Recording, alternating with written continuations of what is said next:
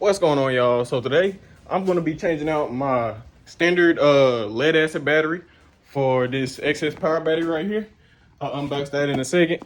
But basically why I'm doing this is because I have a stock alternator. I want to upgrade the alternator at some point, but I did want to get some kind of upgrade. I already got a secondary battery, but I know I'm limiting myself by having a lead acid as far as car audio, because with AGM batteries, they like to release their charge for the system faster, so you'll be able to get more juice faster than that lead acid battery, and they charge faster too. But I know that it's ideal to get the alternator first because that's really where you get all your power from anyway. But don't have the money for it because I want to get a McMahon. I want to get a 320 amp McMahon. That's like $600. Xs Power is about $380, something like that. But it's cheaper and it's easier to install. I'm also going to be putting in these, let me show y'all real quick.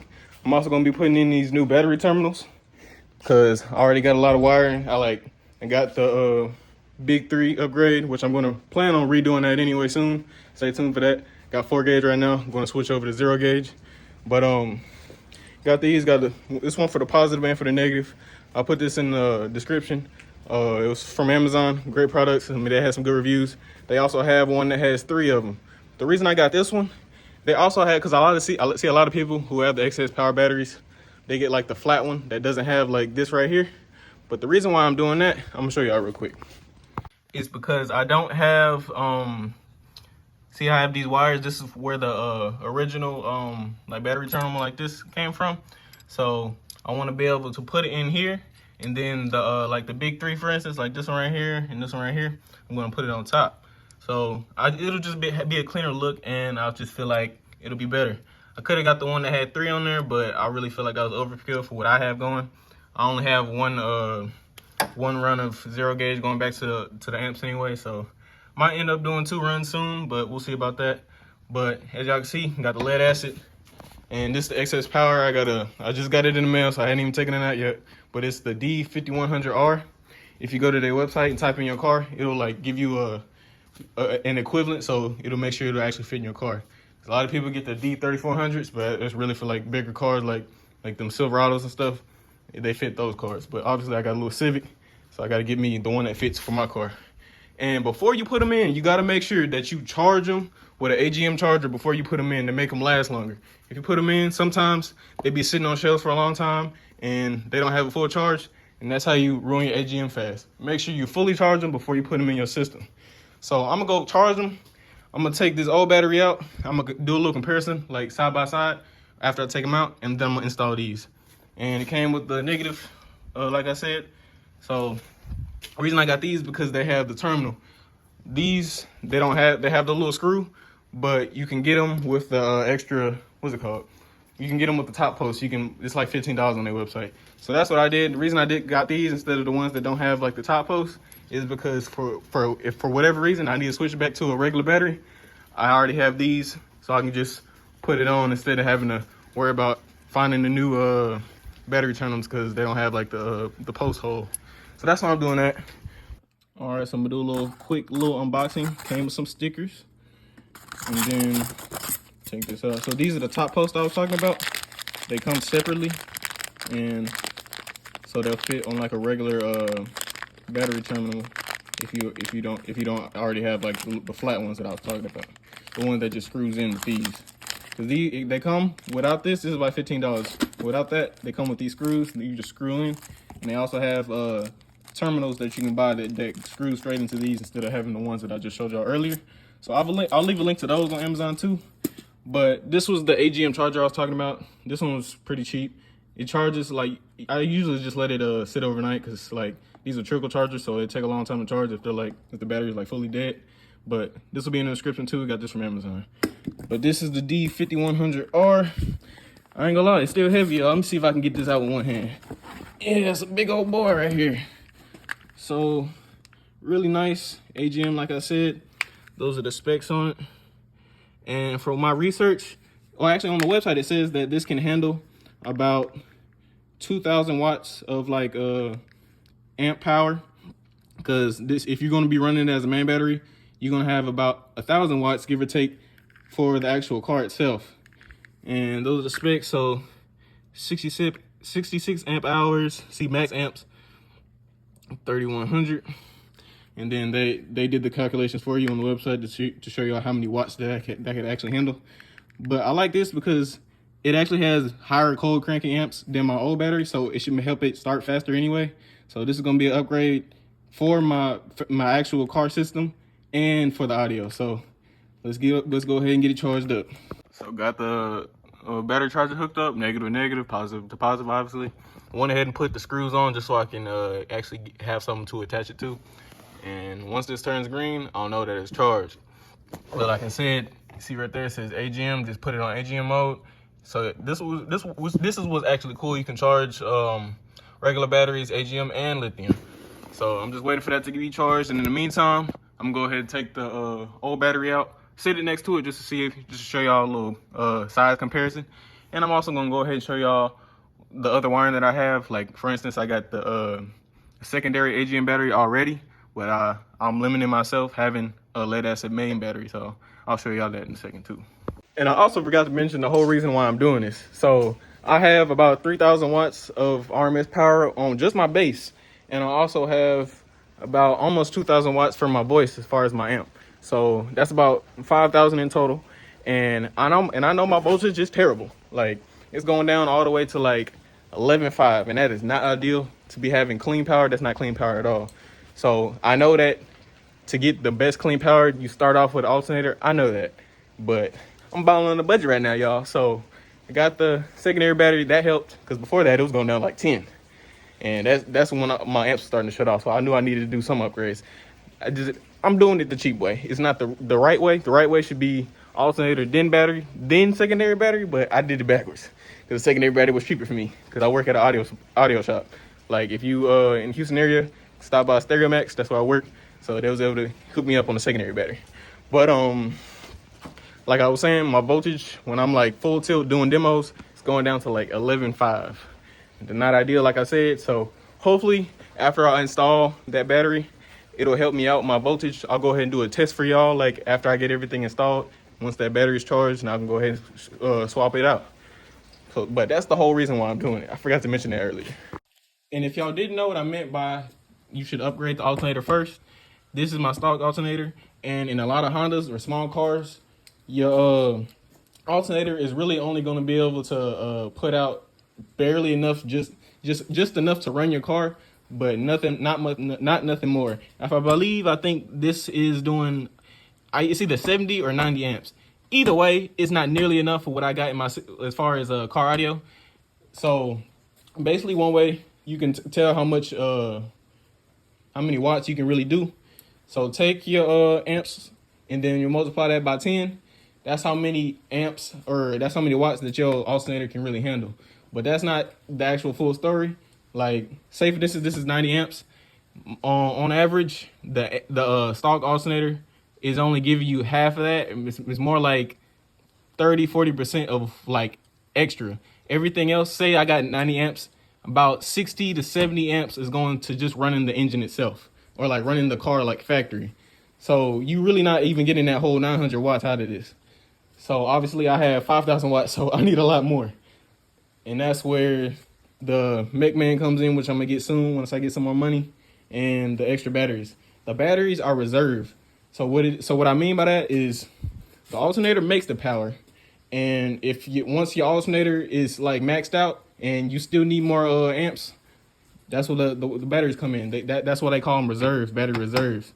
Because like whatever the alternator can't handle, the batteries will pick up and slack. That's why you see a lot of big systems, they'll have a main AGM in the front and either another AGM or a whole lithium bank in the back. But what you don't want to do is put lithium in the front. That is dangerous. Don't do that. You want to make your car go on fire. Don't do that. But might end up going to lithium soon in the back. But in the meantime, going to do this, and maybe next month do that. All right, y'all. So I took the battery out, and this is the size comparison. It's a little taller, but not as wide. And like I said, if you type in your car on Xs Power's website and you type in the make, model, and whatever engine you have, it'll tell you which one will fit. And they said this will fit, so I'm trusting their word on that. But like, this is what I was saying as far as like, even though this is smaller, like as far as depth, this is way more powerful. So cold cranking amps. Oh, this is cranking amps. 872. You go over here, 800. Like, but that's just the cranking amps. That's not even taking in account to how much more reserve that this has. This don't really got reserve because it's not even an AGM. AGMs are gonna have more reserve. They'll be able to give and take power way faster just because that's how they're made. So this, it needs to be replaced anyway because these terminals is cooked. And I don't know how old this battery is. I'm gonna see if I can see a date somewhere. But it's probably about time that I needed to replace this anyway, because this battery is probably like, it might be older than 3 years anyway. So I'm gonna see that. I'm gonna see. But I'm really curious to see how long this takes to charge. Like, I wonder if it was completely dead. I know that this is one of the smaller ones. I can't remember how many amps that this has, but it's one of the smaller ones, so it's usually meant to like be charged overnight while you sleep or whatnot. But we'll see. Might end up going to green saying it's full pretty soon, because I really don't know how full this battery actually was when I first got it, so we'll see. But got the old one out. Finna go ahead and tackle them terminals, and then whenever this is charged, I can go ahead and put it in. So my original plan was to, this is the power, that's the ground obviously. My original plan was just to put the power in here and then just leave this alone. But as you can see, it's very corroded. So what I'm gonna do, I'm gonna see if I can find a lug that'll fit those two. And I probably got one in here. I got a whole bunch of different lugs. But I'm gonna get one so it's like this. I actually gotta redo this one. This one's about to come off. Actually, no, it's not. It's just on there by, I should have pushed it down more. Anyways, I might redo that. Well, I'm gonna redo it anyway. I'm doing 0 gauge because as you can see, this is 4 gauge. But gonna put that what's it called? A lug on that one. That's probably maybe probably I might need to put a 0 gauge on that one.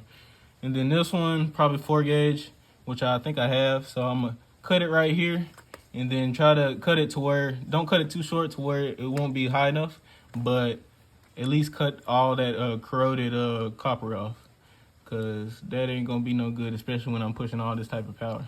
But I do got the extra run for my big 3. You always want to keep your factory ground as well. So like, kept that factory ground over here, kept that factory ground, but obviously you added on to it. You're not replacing them, you added on to it. That's what I've heard, that always works, so do that. So I'm gonna go ahead and cut this off, see if I can go ahead and put some terminals on this stuff. All right, found a 0 gauge terminal, not terminal, but lug laying around. It was one of them cheap ones, so it was actually really pliable. It was easy to crimp. And this is the crimper I use. Got this one off Amazon as well. But if you can, always use a hydraulic crimper. I can leave this in the description as well. But because these hydraulic crimpers are usually meant for the ones meant for the lugs that look like this, like the real copper, like the real heavy duty copper. And like the cheap ones like this one, it's not gonna be able to fit because it's like the diameter is larger. So when I got the cheap ones, I use this one. Does the job. It crimps it good. But if I really want a good crimp and I got like the actually good lugs, use the hydraulic crimper. You'll never have to worry about them coming off. But both of those I got from Amazon. Link in the description. So got that one. Now I'm gonna go ahead and tackle this one. Gonna cut off this this corroded wire and then try to see if I can find me a 4 gauge lug. So let's keep going, y'all. I might cut this, but I'm gonna wait because as y'all can see, that this cord is actually pretty short compared to like everything else. I didn't cut this, but as you can see, the like I showed y'all earlier, the Xs Power battery is a little taller, so I'm gonna wait until that battery is charged to see if I even have enough room to cut this and still have enough thread left or like wire left to actually put a lug on. So I'm gonna wait on that. So this one's done. Make sure you insulate it, or you can even wrap electrical tape around it. I just got this that it fits over there pretty perfectly, and got to heat it up to make sure it's shrunk on there good. But make sure that you don't have exposed wire showing. Obviously, it's just better to do that. Obviously, I need to fix this one. But just waiting for the battery to charge now. So while that's charging, I'm gonna go ahead and show y'all my secondary battery that I got. So that right there is my secondary battery. A lot of this wiring is all over the place because I know I am gonna end up rewiring all this anyway. Because this right here is CCA wiring, and if y'all know anything about car audio, CCA is the cheap stuff. I didn't really know about it at the time, But now I'm trying to go over everything. Going to end up moving that battery maybe back there in that corner, so like all this wire won't be as jumbled up right in the middle. Also the isolator, that's one thing I got to mention.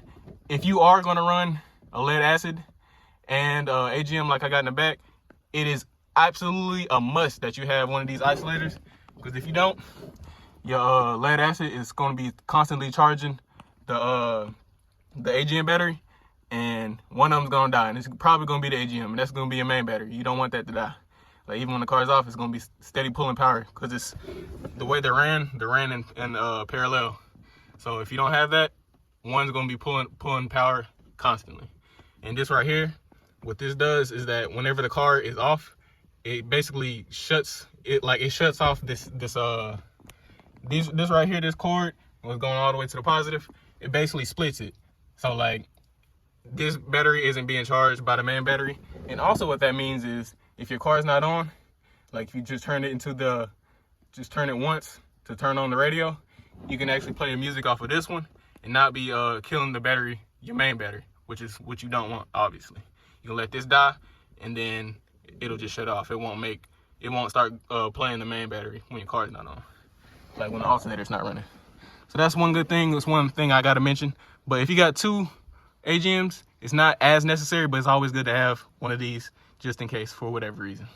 But that's what they're looking like right now. I'm eventually gonna, like I said, rewire this with OFC 0 gauge or maybe some 2-aught welding wire. Haven't decided yet, but gonna see if I can find some green so I can match the color of the car. So that's some of my plans in the meantime. But now just waiting on the battery to charge. But as you can see, these are the subs I got. Twister Audio Vortex Series 12s, 1,000 watts each, and I got a 3K going to them. Everything right now is Twister Audio. It's the brand they sell at Stereo Max, which is really good. Can definitely recommend these subs. I'll do a demo for y'all once I install the new main battery. But stay tuned, y'all. You really can't mess this up. But one thing I want to mention is that when you get these battery posts, the negative and the positive are not the same size. So obviously this is the positive because this is the bigger one. As you see, it fits perfectly. And the negative fits like this. So in case you wanted to go ahead and install these, make sure you install them on the right side so you don't have to end up taking them off later on. So there you go. So I got tired of waiting, y'all, so I went ahead and tried to put the positive on. I'm just putting them on, but I'm not actually tightening it till I have like the position of where I want it to be. But I know that they're gonna be sitting pretty much like this. So this is why I bought this thing, just because I'm gonna have about, let's see, three runs right now. One from the factory, one for the subs, one for the big three. Then I got one extra in case I wanted to run another 0 gauge back to my amp. So like I said, I got it loose right now, so whenever I get the battery, I can put it exactly how I want it. Then I'm gonna tighten it down. But right now they're just snugged, and still wait on this side because I might leave it alone if it's too if this cord is too short. I'll just try to get rid of that corrosion. But if it is long enough, I'm gonna go ahead and cut this. But still waiting on that battery to charge. It's been a couple hours, so I kind of figured that. My first AGM that I charged, it took about 6 hours for it to charge.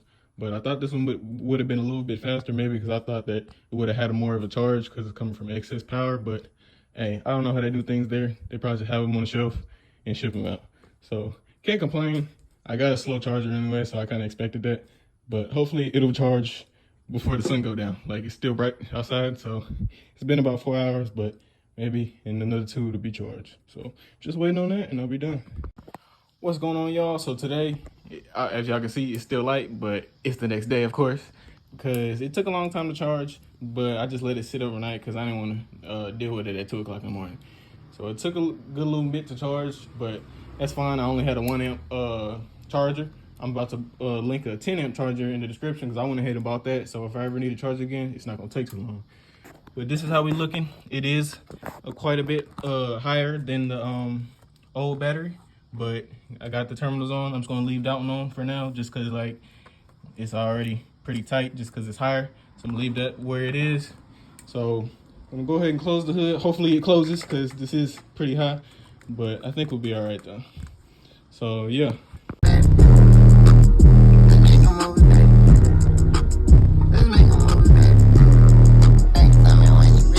So I just did a little test around the neighborhood, and I gotta say that like it's made a big difference. Like, this is what I'll say. I'll say that it still drops, but it shoots right back up. Just because the AGM, it charges faster than a lead acid battery. So the lowest I'm getting right now, even with the heaviest hitting song I've ever had, is like 11.9. And with that song, I usually get like 10 volts. So it's definitely an improvement. But if I want to keep it stable, I got to get the alternator, because the alternator is what makes the power. So really what I'm doing right now, and I'm just basically putting a band-aid on my system. Whereas, let's say the alternator is the surgery, because it's more expensive, but it fixes the problem. I'm just putting a band-aid over it, you feel me? But I might do some more demos, might add it on to the end of the video, but I gotta say it definitely helps. So it's not the correct order you should do it, but it will help. So to answer the question, can I upgrade my main battery and maybe add a secondary battery without getting an alternator? Yes, but you don't want to do it for long. And I know this, because you add in all that extra power in reserve, I should say, it's gonna have to be more strain on your alternator. So it's helping, but it's not an ideal solution. So basically what I'm saying is, you can do it like how I'm doing it, but you gotta get an alternator soon, bro. That's all I'm saying. So with that being said, if y'all have any more questions for me, let me know in the comments. Peace, y'all.